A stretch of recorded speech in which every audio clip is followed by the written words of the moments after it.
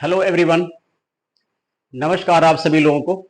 मैं प्रमोद कौशल आप सभी का वेलकम करता हूं अपने यूट्यूब चैनल सर्वोदय इंस्टीट्यूट पर। स्वागत है आप सभी का। ठीक है, थोड़ा सा अस्वस्थ होने की वजह से कुछ क्लासेस में डिले हो रहा है। खैर ठीक है, थोड़ी इसमें हमारी भी इन्वॉल्वमेंट है और देखते हैं। जैसा कि हमने कहा कि आपको हम रेगुलर न्यूज प्रोवाइड करने की कोशिश में है और कर भी रहे हैं, लेकिन काफी दिन गैप हो जाता है क्योंकि न्यूज का मतलब है कि पर डे आए तो ज्यादा अच्छा है, या फिर थोड़ा सा और दे ले।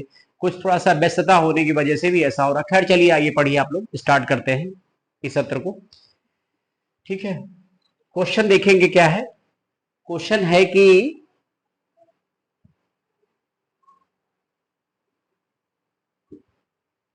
अंतरराष्ट्रीय सौर गठबंधन में शामिल होने वाला 101वां देश कौन सा बना है। ठीक है, समझ गए हमारी बात। हम किसकी बात कर रहे हैं?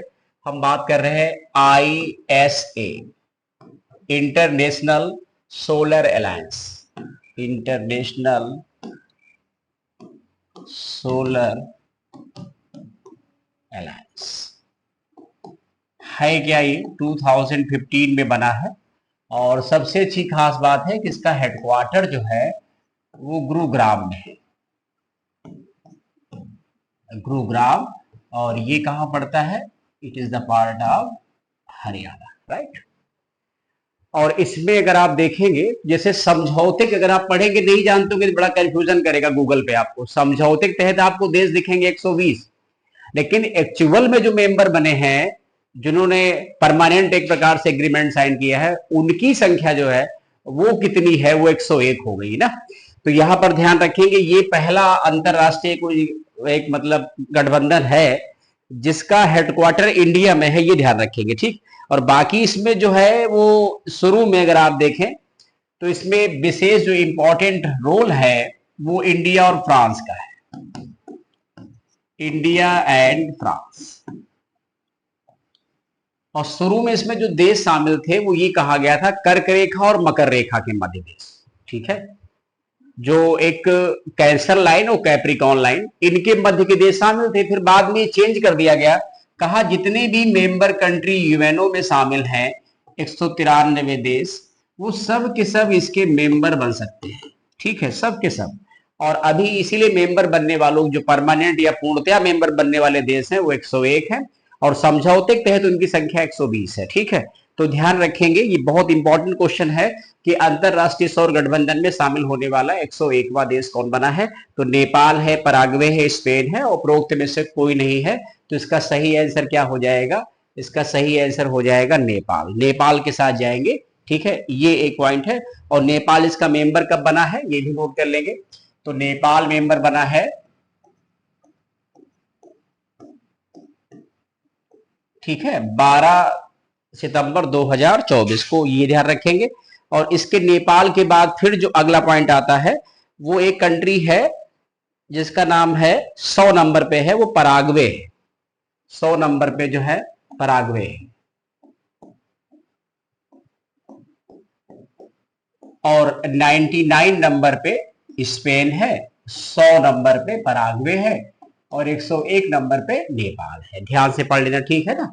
हमने कहा कि एकमात्र अंतरराष्ट्रीय संगठन जिसका हेडक्वार्टर इंडिया में गुरुग्राम में, आता बहुत है। आईएसए की जो फाउंडेशन है वो 2015 में है, यानी प्रधानमंत्री नरेंद्र मोदी और फ्रांस के राष्ट्रपति इमैनुअल मैक्रो, इन दोनों के सहयोग से यह गठबंधन बनाया गया। सौर ऊर्जा के बारे में सभी लोग समझते हैं, इस समय इंडिया बड़ी तेजी से बूम करता हुआ सेक्टर है सोलर एनर्जी के क्षेत्र में। सबसे बड़ी खास बात कि कोई पोल्यूशन नहीं हो रहा।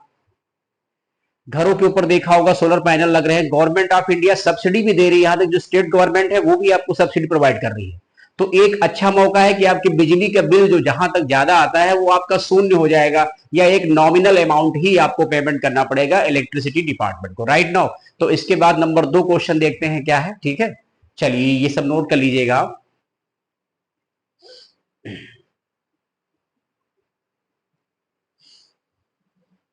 अगला क्वेश्चन क्या है?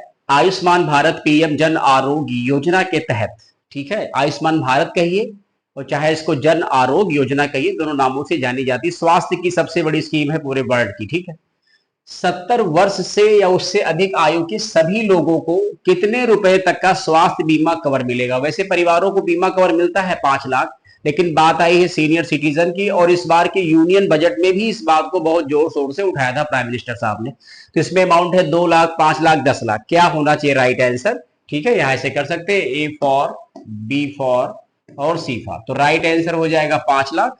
ठीक है, अब इसकी थोड़ी सी व्याख्या है। व्याख्या थोड़ी हम उसका जो मतलब एक्सप्लेनेशन है वो थोड़ा लेंदी कर देते हैं। आपको जितनी रिक्वायरमेंट हो आप उतना पढ़ सकते हो, जितनी रिक्वायरमेंट हो उतना आप छोड़ सकते हो, क्योंकि मुझे नहीं पता कौन सा बच्चा किस लेवल की तैयारी कर रहा है, कैसे पढ़ रहा। और ऐसा भी नहीं कि इस पे अगर हम मान लो एक इवेंट क्रिएटिव बना रहे हैं, उस पर नहीं लिखा कि एस्टेट यूपी टेट, तो इसका मतलब ये नहीं कि वो important, current affair important for all competitive exam, किसी भी एग्जाम के लिए ये सब इंपॉर्टेंट है। ये कोई स्पेशली हम सीडीपी थोड़ी पढ़ा रहे हैं, ना स्पेशली हम इन्वायरमेंट पढ़ा रहे हैं, वो भी इन्वायरमेंट भी सब में आता है। ना ये विषय मतलब संस्कृत है, ना इंग्लिश है, ना हिंदी है। कुछ विषय क्या है एक्सेप्शनल में आते हैं, वो कुछ में आते हैं, कुछ में नहीं आते, और कुछ विषय कॉमन है भाई, वो सब में आते हैं। अब इसके बाद देखेंगे, ये इसकी व्याख्या है, इसको आराम से मैं पढ़ देता हूं, आप लोग इसको पढ़ लीजिएगा, बहुत सिंपल लिखा है। आयुष्मान भारत पीएम जन आरोग्य के तहत अब 70 वर्ष या उससे अधिक आयु के सभी लोगों को 5 लाख रुपए तक का स्वास्थ्य बीमा कवर मिलेगा, चाहे उनकी आर्थिक स्थिति कुछ भी हो, चाहे वो जीरो पे हो या बहुत कुछ हो, उससे मतलब नहीं, इकोनॉमिक कंडीशन कुछ भी हो। ठीक है, इसके लिए गवर्नमेंट ऑफ इंडिया ने 3437 करोड़ रुपए का अमाउंट मंजूर किया है। योजना के तहत 4.5 करोड़ परिवारों के 6 करोड़ परिवारों के 6 करोड़ बुजुर्गों को, जो सीनियर सिटीजन है, 5 लाख तक का मुफ्त इलाज मिलने की उम्मीद है। उन्होंने कहा जो परिवार पहले से योजना के तहत कवर है उनमें 70 साल से अधिक उम्र के लोगों के लिए 5 लाख रुपए का टॉप अप दिया जाएगा। जो नए बुजुर्ग शामिल होंगे उन्हें 5 लाख का कवरेज मिलेगा। मंत्री ने कहा जिस घर में 2 बुजुर्ग होंगे उन्हें ज्वाइंट रूप से मिलेगा। जो बुजुर्ग सरकारी या अन्य योजनाओं के तहत स्वास्थ्य योजनाओं का लाभ जो है मतलब उठा रहे हैं, उनके लिए विकल्प होगा कि अगर वो ये लेना चाहें या वो, अगर वो पहले से इनरोलमेंट है तो प्रॉब्लम नहीं है, राज्य सरकार के तहत है तो प्रॉब्लम नहीं है। मतलब कहीं से अगर आप कोई लाभ स्वास्थ्य का ले रहे हैं तो इसमें मत आइए, और अगर नहीं ले रहे हैं तो फिर आइए, या फिर जो आपको बेस्ट लगे किसी एक आप बेनिफिट को ऑप्ट कर सकते हो। राइट, इसके बाद कौन लोग पात्र हैं, देखिए लिखा है इसमें सब। इसमें क्या लिखा है, कुछ ऐसा नहीं है इसमें, अनुसूचित जाति, अनुसूचित जनजात, मजदूर, संबल योजना, दिव्यांग सहित अन्य लोग भी योजना का लाभ लेने के लिए पात्र होते हैं। ऐसे क्वेश्चन बड़े बड़े एग्जाम में जब पूछते हैं तो फिर बात करते हैं ना। इसके बाद एक और क्वेश्चन है, नेक्स्ट क्वेश्चन हमारा अगला है, क्या है अगला क्वेश्चन है कि पीएम स्वनिधि योजना में कौन सा राज्य नंबर 1 पे है। ठीक है, वैसे तो थोड़ा समझदार होंगे तो इसका आंसर दे देंगे आप लोग। ठीक है, उत्तर प्रदेश है, महाराष्ट्र है, बिहार है और छत्तीसगढ़ है। स्वनिधि योजना, कुछ याद आया आप लोग इस स्कीम में क्या होता था? पीएम स्वनिधि योजना, जिसमें देखा होगा जो दुकानदार वगैरह थे उनकी आर्थिक सहायता मदद की जाती थी कोविड के समय में ना। तो इसका राइट आंसर क्या होगा? उत्तर प्रदेश होगा। वैसे स्कीमें पढ़ सकते हो आप सभी लोग। ठीक है, इसमें देखते हैं क्या लिखा हुआ है। प्रधानमंत्री स्वनिधि मतलब योजना बेहतर काम करने वाले निकाय और बैंकों को बुधवार को प्रेज पुरस्कार सम्मानित, मतलब जो निकाय थे, संस्थान थे, बैंक थे जिन्होंने बढ़िया काम किया है, उन संस्थानों को भी प्रेज पुरस्कार से सम्मानित किया जा रहा है। इसमें जो है तो नगर विकास मंत्री एक नगरीय निकाय निदेशालय में सम्मान देंगे। प्रधानमंत्री स्वनिधि योजना एक विशेष, ये देखिए ये पढ़ लेंगे तो समझ जाएंगे। देखो ये क्वेश्चन पीसीएस में आया हुआ है। ठीक है, क्या लिखा है? एक विशेष माइक्रो क्रेडिट सुविधा युक्त योजना है। इसका उद्देश्य पथ विक्रेताओं, पथ मतलब जो लोग रास्ते पे दुकान लगाते हो, फुटपाथ पे बैठ के व्यापार करते हो, उन लोगों की बात करते हैं। छोटे व्यापारी हो गए, छोटे व्यापारी जिनकी ज्यादा पूंजी नहीं होती, 10,000, 15,000, 20,000, 15-20 लाख पूंजी वाले फुटपाथ अब क्यों बैठेंगे भाई? ये तो फुटकर रेहड़ी विक्रेता वाले लोग हैं जो फुटपाथ पे बैठे सामान कर रहे हैं। तो रेहड़ी पटरी वालों को आत्मनिर्भर बनाने को बढ़ावा देने के लिए इस योजना की शुरुआत की गई थी। यही सब इसमें लिखा हुआ है, आप इसको आराम से पढ़ लीजिएगा। ठीक है, ये सब देखिए बहुत विस्तार से लिखा हुआ है। जितना टाइम मिलता है, जैसे मिलता है, पढ़ने का प्रयास करिए। लगे है तो भला भी हो रहा है, जिस दिन नहीं लगेंगे उस दिन कुछ नहीं भला होगा। तो लगने का प्रयास करिए, वाहिम न पढ़िए, कलाकारी में बिल्कुल मत पढ़िए। ठीक है, फिर देखते हैं अगला क्वेश्चन क्या है। ये भी इंपॉर्टेंट क्वेश्चन है, कोई भारतीय मूल का ही हमें लग रहा है केस है, तो वैसे मामला सिंगापुर का।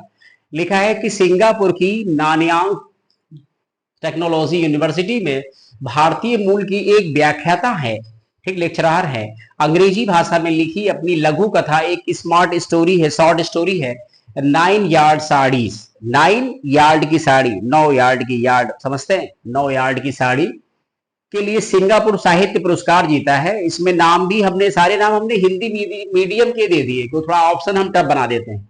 एक नाम है प्रशांति राम, सेकंड है कविता कौशिक, थर्ड है सुधा मूर्ति, ठीक है। तो राइट आंसर क्या होगा? राइट आंसर हो जाएगा प्रशांति राम, ये सही है। और इसके बारे में पढ़ लेंगे, थोड़ी सी व्याख्या है इसकी, बस समझ जाएंगे, इतनी सी व्याख्या है, इसको पढ़ लेना आराम से। सिंगापुर की नानयांग टेक्नोलॉजी यूनिवर्सिटी में भारतीय मूल की ना पुरस्कार 32 वर्षीय प्रशांति राम की पहली रचना 2023 के अंत में प्रकाशित हुई थी। वही सर्वश्रेष्ठ अंग्रेजी रचनात्मक और गैर काल्पनिक कृति का पुरस्कार भारतीय मूल की कलाकार सुबगी राव को मिला है, जिनकी पल्प 3, सारी व्याख्या लिखी होगी, pulp 3 and intimate inventory of the banished book 2022 banished पुस्तकों पर उनकी तीसरी किस्त थी। ये पूरा पॉइंट है, इसको आराम से पढ़ लीजिएगा। इसके बाद अगला क्वेश्चन क्या है? ये तो लिखा है कि सुब्रतो कप का संबंध किस खेल से? कभी कभी ट्रॉफी वगैरह पूछ लेते, ईरानी ट्रॉफी, ठीक है, फिर या आपसे थॉमस कप, या फिर जो है आपसे रणजी ट्रॉफी, दिलीप ट्रॉफी, बहुत सारी ट्रॉफियां होती हैं, क्रिकेट से, फुटबॉल से, टेनिस से, बैडमिंटन से। तो लिखा है कि सुब्रतो कप का संबंध किस खेल से है ना, ये बताना है। और इसमें ऑप्शन क्या क्या दिए गए हैं? ए फुटबॉल, बी हॉकी, सी badminton, D tennis.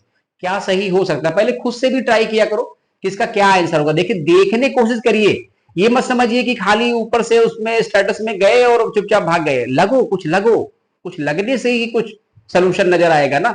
Self study भी करिए, जरूरी नहीं कि पढ़िए, हम कभी फोर्स नहीं करते, कभी नहीं बोलते लाइक करो शेयर करो, फोर्स भी नहीं करते। आपका मन लगे तो आप हमारे कंटेंट को देखो, ना लगे तो जहां अच्छा लगे वहां देख लो। लेकिन हमने आज तक अपने चैनल पे कोई र्यूमर नहीं फैलाया, हमने कोई भर्ती नहीं पैदा की अपने मतलब प्लेटफॉर्म पर, हम फिजूल की बात करने के लिए जाने ही नहीं जाते हैं। हमारा मकसद ही अलग है। जो हमसे विद्यार्थी पढ़े हैं वो हमारा एजेंडा समझते हैं क्या है। तो मैं कभी फिजूल की बात ही नहीं करता, भैया भर्ती आ गई नहीं आ गई, आएगी सबको पता चलेगी, ऐसा तो है नहीं कोई एक ही व्यक्ति जानेगा, सब जान जाएंगे उसको। तो मतलब कहने का फुटबॉल से है ये, ठीक है। अब थोड़ा सा इसमें पढ़ लेंगे, इंपॉर्टेंट है, ये आ सकता है आपके एग्जाम में, ध्यान रखना। ये व्याख्या पढ़ लो, ये आपके एग्जाम में आ जाएगी। अब आप सोच रहे होंगे अरे सर ने इतना लिख दिया, टू द पॉइंट बता देते, वो भी मैं कर सकता हूँ, टू द पॉइंट ही बता रहा हूँ। अब यहाँ देखो क्या पढ़ना है आपको, ठीक है। यहाँ खाली ये इतना पढ़ लो कि मणिपुर का एक टीजी इंग्लिश स्कूल है, मणिपुर का टीजी इंग्लिश स्कूल 63वें सुब्रतो कप अंतरराष्ट्रीय फुटबॉल टूर्नामेंट में लड़कों के जूनियर वर्ग का खिताब जीता है। एक बात तो ये हो गई कि भाई ये तो फुटबॉल क्लब होते हैं, और किसका है? जूनियर लड़कों का है, ठीक है। और इसमें किसने जीता है? मणिपुर का टीजी इंग्लिश स्कूल। कई सारे फुटबॉल क्लब होते हैं, आप सुनते, मोहन बागान हो गया, गुवाहाटी हो गए, ऐसे कई सारे फुटबॉल क्लब होते हैं। इसमें लिखा है, अब ये सब आपको नहीं पढ़ना है। आप क्या पढ़ना है? पढ़ना है कि मेघालय के मिंकेन क्रिश्चियन हायर सेकेंडरी स्कूल को हरा करके पराजित किया गया। मतलब कहने का जीता कौन है? मणिपुर का टीजी इंग्लिश स्कूल। हराया किसको है? मिंग केन Christian higher secondary school Manipur, ठीक है। तो सॉरी, मेघालय, मणिपुर का तो टीजी इंग्लिश स्कूल जीता है, ये तो विनर है ना। और रनर कौन है? मेघालय वाला। फिर क्या लिखा है?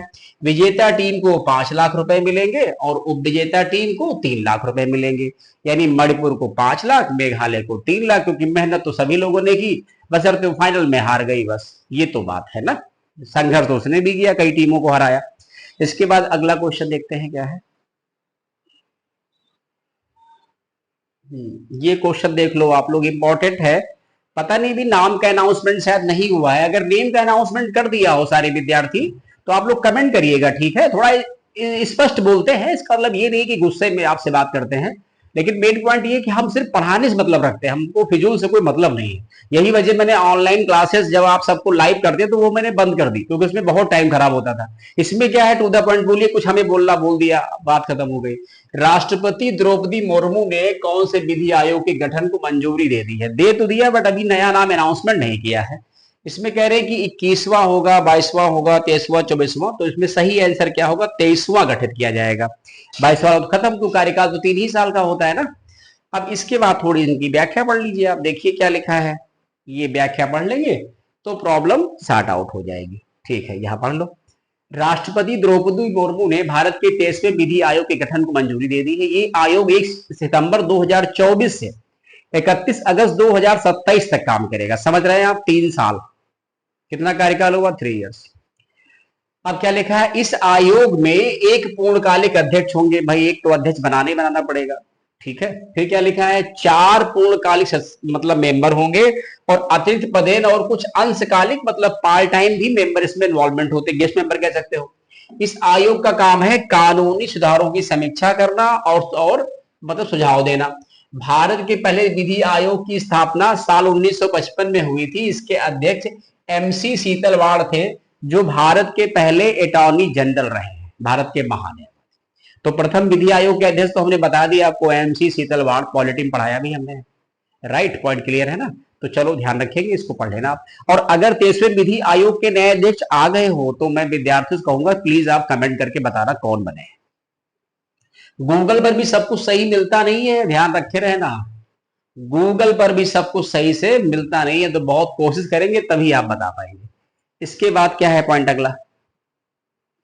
अगला क्वेश्चन हमारा क्या है?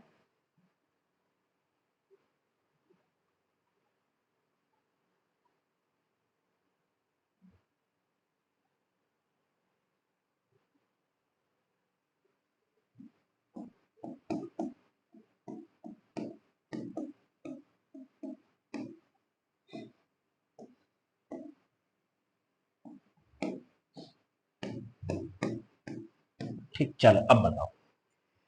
इसमें लिखा है कि टाटा मोटर्स फाइनेंस को टाटा कैपिटल के साथ विलय की मंजूरी दे दी गई, मतलब मर्ज कर दिया गया है। प्रदान करने वाला संस्थान कौन? ऐसा संस्थान है जो इस प्रकार की मंजूरी दी, मतलब जैसे 2 संस्थान मिलना चाहते हो सेम लेवल के, तो अगर वो मिलते, जैसे फाइनेंस मिल रहे हैं, ठीक है, बैंक मिल रहे हैं, तो उनको जैसे एक तो जैसे बैंक मिलेंगे तो RBI भी देगा, एक संस्था भी देती है मंजूरी। तो आपको बताना है कि इसमें क्या आंसर सही हो जाएगा। एसोचैम है, CCI है, नेस्कॉम है, RBI, क्या सही है? ठीक है, कभी कभी हम आपको पढ़ाते पढ़ाते एसोचैम पढ़ाते हैं, CCI पढ़ाते, नेस्कॉम पढ़ाते, RBI पढ़ाते। आप जानते हैं तो इनके चेयरमैन का नाम लिख सकते हैं, इनका फुल फॉर्म लिख सकते हैं, आप कमेंट कर दिया करिए। आप कुछ आप भी पढ़ कर लीजिए, शायद कुछ भला हो जाए। तो अगर ढंग से पढ़े होते 1 साल तो पता नहीं क्या अंजाम होता आपके साथ। लेकिन ढंग से पढ़ना किसे कहते हैं? कभी सोचना खाली बैठ के कि ढंग से कैसे पढ़ा जाता है।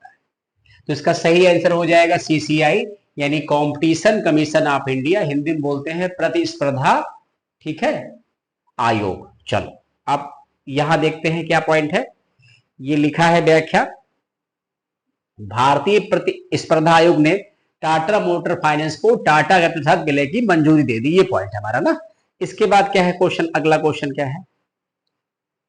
अगला क्वेश्चन हमारा है कि अभी हाल ही में किस इलेक्ट्रॉनिक कंपनी ने ब्रेल लिपि वाला AC रिमोट लॉन्च किया? ब्रेल लिपि समझते हैं? जो लोग आंखें जिनकी नहीं है या वो देख नहीं सकते, ब्लाइंड पर्सन होते हैं, उनके लिए लुई ब्रेल याद होगा, फ्रांस के हैं, उन्हीं के। ब्रेल लिपि समझते होंगे ना, जो 6 डॉट पे काम करती ब्रेल लिपि, समझते हैं? ब्रेल लिपि की अलग अलग पहचान होती, कुछ ऐसे ऐसे, कुछ ऐसे, कुछ ऐसे ऐसे डॉट बने रहे, वो कुछ उभरा रहता है, तो क्योंकि देख सकते हैं तो वो उसको ऐसे ऐसे टच करके देखते हैं।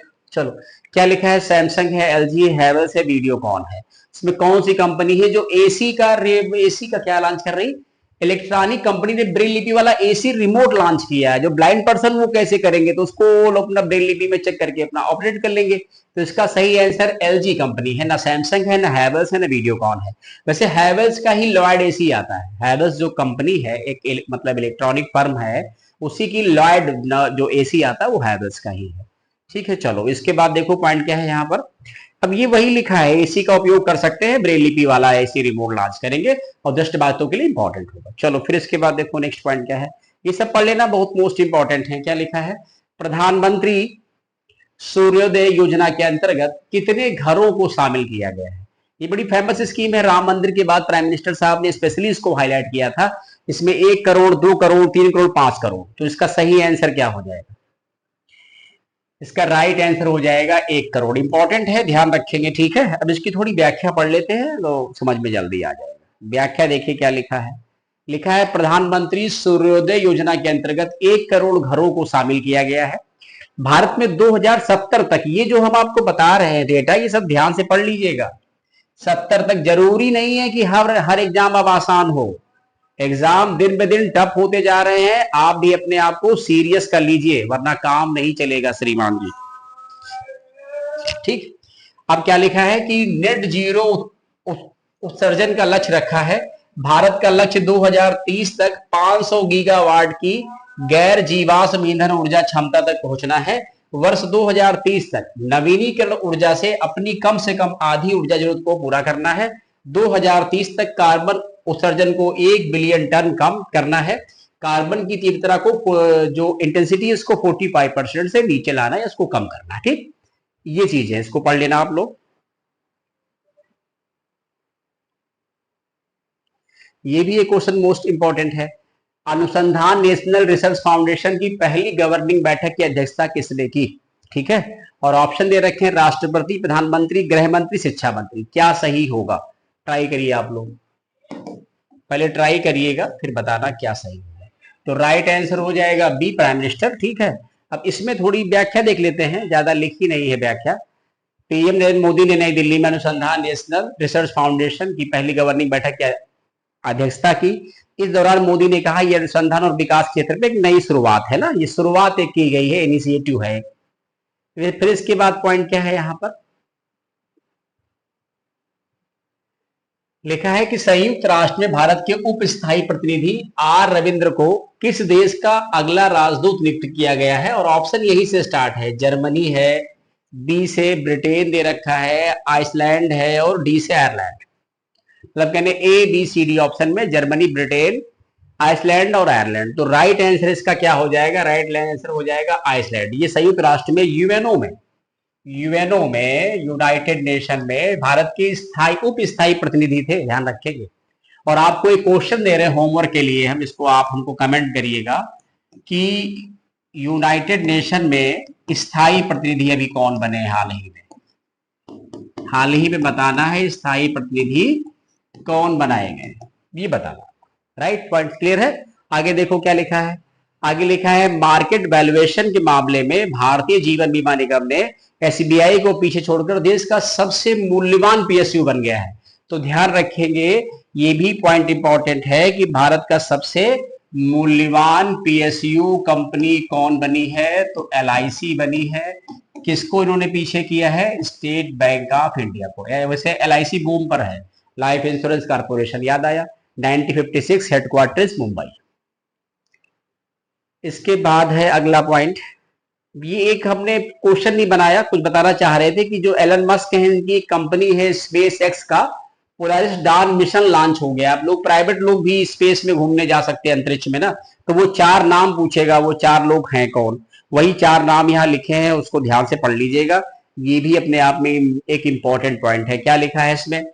ठीक है, देखो 4 नाम कौन है। एक तो अरबपति उद्यमी है, एक सेवानिवृत्त सैन्य लड़ाकू पायलट है, 2 स्पेस एक्स कर्मचारी, 4 लोग शामिल हैं एलन मस्क वाले में। इनके नाम नोट कर लो। एक कैप्सूल होगा, एक नाम है अरबपति, कौन है? Jared Isaacman, mission pilot Scott Poteet, SpaceX कर्मचारी सारा गिलिस और अन्ना मेनन ने उड़ान भरी है। स्कॉट पोटेट अमेरिकी वायुसेना के सेवानिवृत्त लेफ्टिनेंट कर्नल है। ये 4 लोग हैं जो स्पेस में मूविंग या टहलने घूमने अपना जा रहे हैं। ये भी शुरू हो गया है और इसके बाद कोई पॉइंट नहीं है, तो हमें लगता है कि आपके सेशन को ही कंप्लीट करना चाहिए। ये जो न्यूज हमने आज आपको दी है उस पर लिखा रहेगा। आज हमने थोड़ा अपना इवेंट थंबनेल चेंज किया है, हो सकता है आपको अच्छा लगे, थोड़ा इंप्रेसिव किया है। तो इसमें 11-12 सितंबर की न्यूज है, अभी हम 8-10 दिन पीछे चल रहे हैं न्यूज के, फिर आपको 13, 14, 15, 16 ऐसे हम न्यूज कवर कर देंगे वहां तक, जिससे वो प्रॉब्लम सॉर्ट आउट होगी। दिल्ली की नई सीएम बन गई, ऐसे बहुत सारे रोज हर दिन कुछ ना कुछ चेंजेस होते रहते हैं, बहुत खास चेंजेस होते हैं जो डिस्कशन करते हैं आप सबके साथ। ठीक है, थैंक यू सो मच, बहुत बहुत धन्यवाद। आप सभी लोग जुड़ते रहिए इस प्लेटफॉर्म से। आप यकीन करिए कि ये प्लेटफॉर्म हम कोशिश करेंगे इसको कभी ना कभी देर सवेर जैसे भी होगा, शुरू किया है तो इसको रोकेंगे नहीं, हम इसको चलाते रहेंगे जैसे भी, जिससे जो बच्चे बेचारे कहीं दूर है, असहाय हैं या किसी भी कंडीशन में है, वो कम से कम से पढ़ सकते हैं फ्री ऑफ कॉस्ट। ठीक है।